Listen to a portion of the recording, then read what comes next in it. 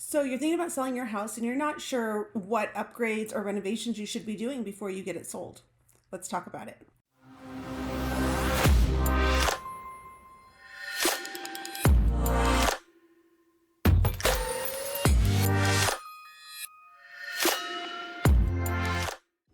My name is Amber Ortega. I am a licensed realtor in the Albuquerque, New Mexico area since 2016. If you're getting ready to sell your house, so many people, I hear them talking about it and they say, well, before I sell it, I need to put in new flooring. I need to upgrade the kitchen. I need to landscape the backyard, whatever it is. But I'm here to tell you, you may not need to do all of that. Honestly, if you're getting ready to sell your house, it depends on what price point that you're in and what you're looking to get out of it. There's a lot of upgrades and things that you can do to your home that you're not going to get back even a fraction of the cost, like landscaping. Landscaping is not worth it unless you're doing the landscaping because you love it and you are going to stay in the house yourself. Other than that, if you need to pay somebody to come out and clean the backyard out, absolutely do that. If you need your front yard cleaned out, you need all the weeds, you need it to just look crisp and clean. If you have dead grass, maybe, just because you're not going to get the money back on it, but it will make the house look better and you may get people that want to move into that. However, here in New Mexico, if you put a bunch of grass in your backyard, you spend all the money on sod, you may get people that are like, absolutely not. I do not want to pay for the water to keep that alive. So think about that. Just because it's your preference doesn't mean it's going to be the next person's. Sometimes having a nice clean slate, no weeds, rocks are cleaned out, all of that makes so much more of a difference than actually putting in the landscaping that someone else may have to tear out. If there's repairs that need to be done in your house, absolutely do those repairs. If it's something that is broken, if you've got a leaky faucet, if you've had a toilet that's been running for a long time, there's a hole in a door, something like that, absolutely make those repairs because they're going to be asked for anyways. But you don't need to go and start renovating things. Believe me, your taste is not the same as everybody else's. And so you could be wasting a whole bunch of money that you're not going to get back. Honestly, before you even start making repairs on anything within your house, meet with a realtor, have them go over numbers, have them go over the comps in your area and see what have they done, what's selling, what price points, and you can make a decision from there on what makes sense on what to fix or leave. One thing, instead of replacing flooring, unless your carpet is absolutely disgusting, you can replace it with, some okay carpet, or you can give a carpet allowance. A lot of people like that. If you can go and get a quote that says, carpet is going to be this much for this amount of square footage, you can say, I'm going to give a $3,000 credit. That takes all of the burden off of you of putting it in, and then the buyer gets to choose whatever it is that they want to put into the house. That's huge. And what if they don't want carpet and you just put in brand new carpet? They pull it out so that they can put in tile or laminate or whatever. Think about that. Sometimes a credit makes a lot more sense than actually doing it yourself, especially when it comes to floors. If your carpet is still okay and you want it to really show well, I definitely say a professional carpet cleaning is really amazing. Do it right before the pictures, and you can ask people to wear booties when they walk so that they don't get it dirty and bring up any old stains or anything like that. If you do have tile throughout your house, you can have somebody come and clean the grout. That makes it really pop and makes it look really, really good and sparkly. I always tell my clients, make their house sparkle, because the cleaner and the crisper, the better it looks, the better it shows, and the more money you get.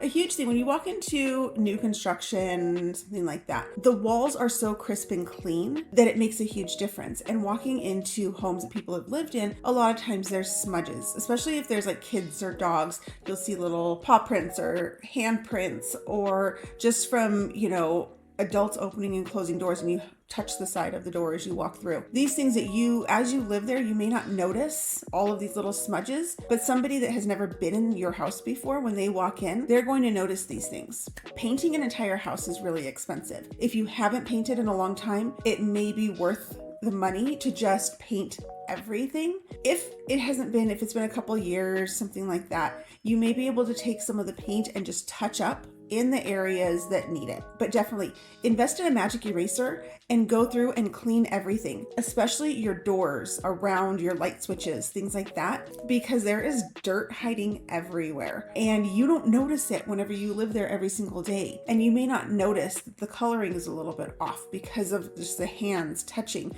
as they're turning on and off the light switches or whatever it may be. A little bit of paint goes a long way. If you can paint the entire house because it's been a while, absolutely do it. Do not do weird colors. And this is the thing, if you have a house that has, for your 14-year-old daughter wanted a bright purple room or whatever it is, if you can go back to neutral colors, it makes it look bigger, brighter, and people aren't going to be scared off. I have walked into houses where every single room was a different color, from neon green to bright purple to pink, yellow, all of those colors. It scares people off because they know it's a lot of work to actually have to paint it. So if you can go with neutral colors, go with a white, a cream, a gray, beige, something like that. It makes it look much bigger, brighter, and you'll get a lot more people, because if they want their own unique colors, they can do that. And it's not going to be as hard because you have a white base or a really light colored base on the paint.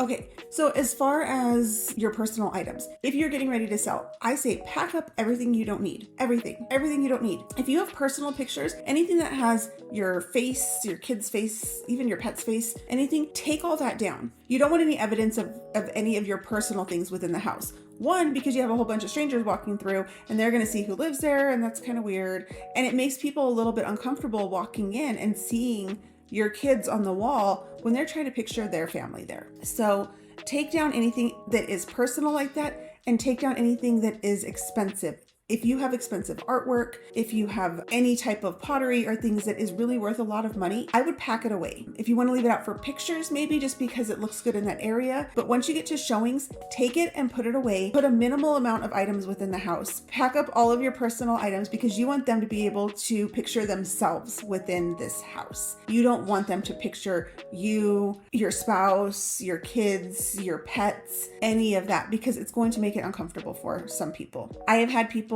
that have walked into homes that were decorated in this very specific culture, and there was lots of bright colors and golds, and my clients were from a small rural town in Texas, and this was completely unfamiliar to them, and they could not look past the decor. Even though the house itself was perfect, they didn't put an offer simply based on the fact that everything within the house, top to bottom, was gold and pinks and yellows and really bright colors. So think about that before you put your house for sale. You want it to be as basic as possible, clean, crisp, small amount of items. My rule on kitchen and bathroom counters, no more than 3 items. Everything else, put them away. Put them away, keep it nice and clear so that everybody can walk in and picture their items on the counters, in the living room, in the bathroom, wherever.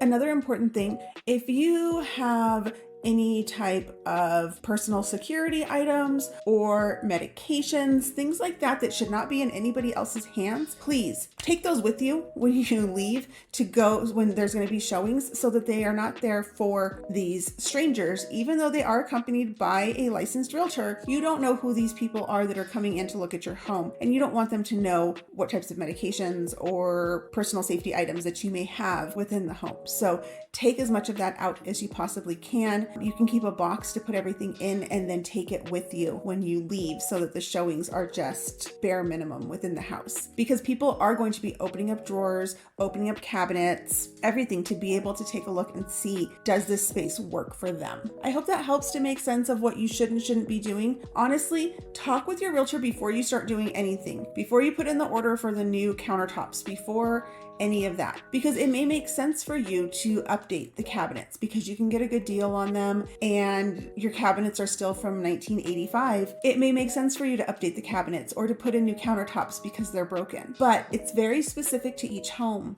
and to each area. So please, before you do that, speak with your local realtor and see what they suggest before you go and spend the money, because it may not be worth it. Again, maybe you can just give a credit. If you have questions, please leave me a comment and I'm happy to respond to you, or use the link on my bio to set up a call and I'm happy to discuss over the phone.